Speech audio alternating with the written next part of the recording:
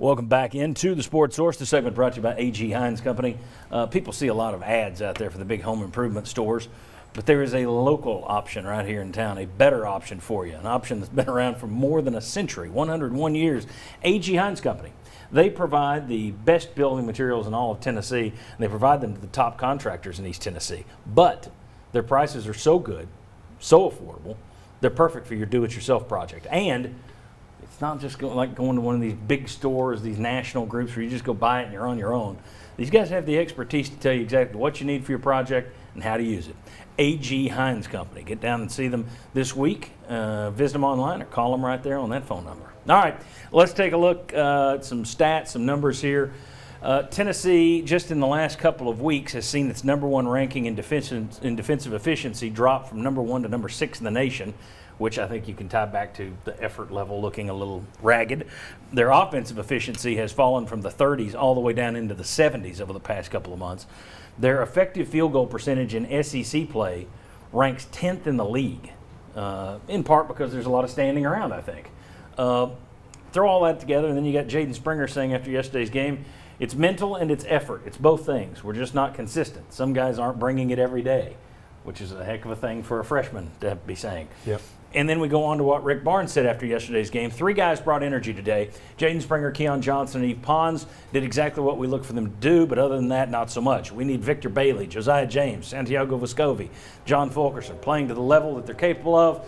We haven't gotten all 7 or 8 guys doing that in a couple weeks. Okay, cool. Mentioned a lot of guys by name who need to do A, B, C, and D. Okay, fine. That's the way he coaches. Is there any possibility, and we've discussed this kind of tangentially earlier in the year, is there any possibility, though, that his means of calling out guys, being very open about who's doing what wrong and how they need to improve it, could that be impacting the effort issues with this team at all? Is it fair to ask, or do you just say, no, he's got 700 wins, he knows what he's doing? I think it's fair to ask because look at the performance as it goes along with the comments that have been made. And we talked about it on the show a couple weeks ago. You could say that to Grant Williams or Admiral Schofield and know how they're going to respond, that they're going to take that challenge and come back, and Admiral might go 3 of 5 behind the three-point line in the second half of a game if you call him out at halftime. But the performance has not been backed up, and it makes me at least wonder. Again, you could ask the question, do we get the answer? Does that affect confidence, as that was brought up in the first segment? Is that something that affects the players? But Mark's right. You need a Jerron Mayman. You need Ron Slay saying you need a guy to go grab a jersey. But you also know that those guys are going to respond and perform. And if you don't get the performance from the guys that you also need to lead, you can't have one without the other. Is it fair to wonder if that kind of coaching, that kind of criticism could backfire in terms of effort, or no? I think when you have to pay attention to the type of guys that you have. Kind of to what Josh was alluding to.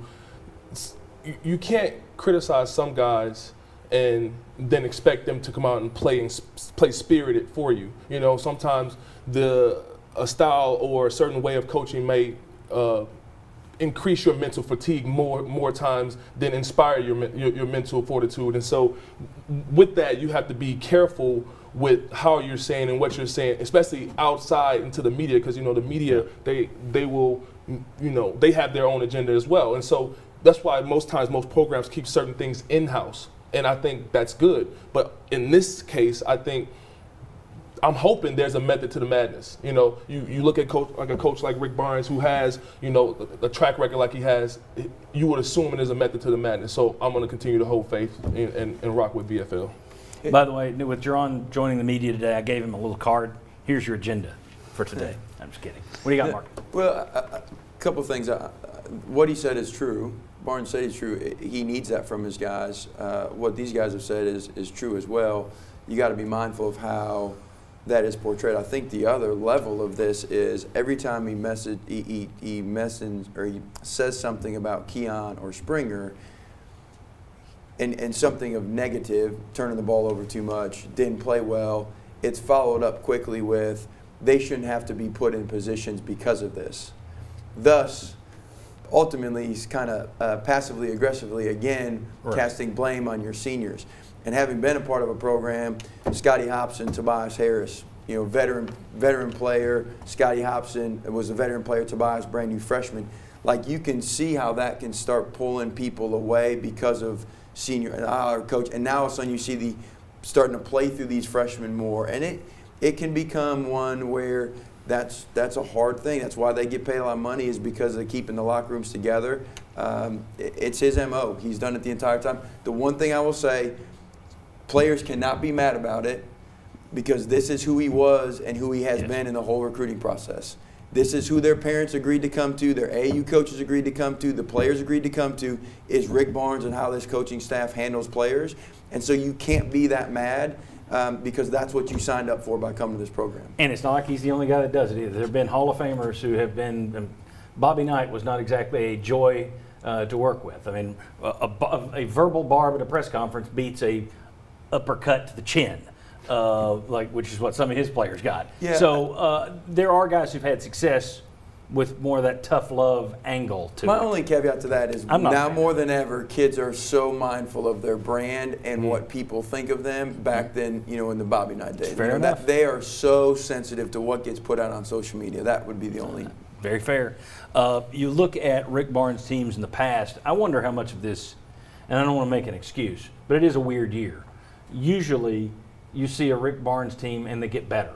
And I don't mean just start of the season, the end of the season. You can look at a player, and a lot of these guys, Admiral Schofield got better year 1, year 2, year 3. Grant Williams, boom, boom, boom. Fulkerson had been getting better. Eve Pons this year, though, his offensive game has not gotten better. Santiago Vescovi has not gotten better. Fulkerson has gone in reverse, which I still wonder if there's not and Rick Barnes kind of hinted there may be a physical issue that he can't get into. I just wonder, though, if this team, just didn't have the opportunity with a normal off season to do the team building that he normally does. Is that one reason you don't see the effort? Is that one reason you may not be seeing the chemistry you usually get? And again, I'm not trying to make excuses, because all these coaches and all these teams had to deal with the same thing. But I'm just trying to figure out why this team is so different than other Rick Barnes teams from what we've seen. Well, what I would say to that is, earlier when I said they lost their team identity, that's a huge blow to the ego and to the organization as a whole, because then you're scrambling for trying to get wins against the teams that you know you're supposed to take care of, and vice versa.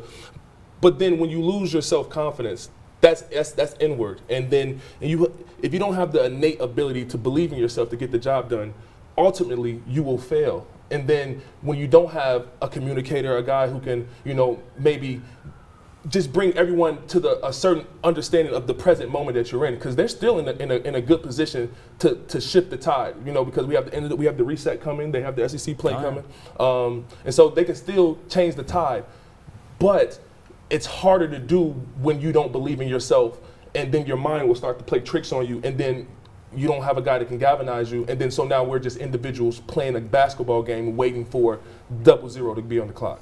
Well, and again, we've talked about that in the past, and Jerron's right. I mean, college basketball, we can sit here and grouse about what they look like at the moment. If they win 3 games in the tournament, nobody's going to worry about it, and that can certainly happen. Your last team, when you were a senior at UT, you were 21-12, and then you get hot tournament time and roll all the way to the Sweet 16, lose by 2, and miss out on UT's second Elite 8 trip. If this team gets hot in March, we're going to forget all about what happened during the regular season. All right, when we come back, let's talk a little bit about Rick Barnes and his ability to coach teams that have higher expectations. Since we're looking at this thing, he's done well with teams that weren't expected to be great. Is he one of those guys who's better when he's an underdog than he is when he's a front runner and a favorite? We'll discuss. Come on back.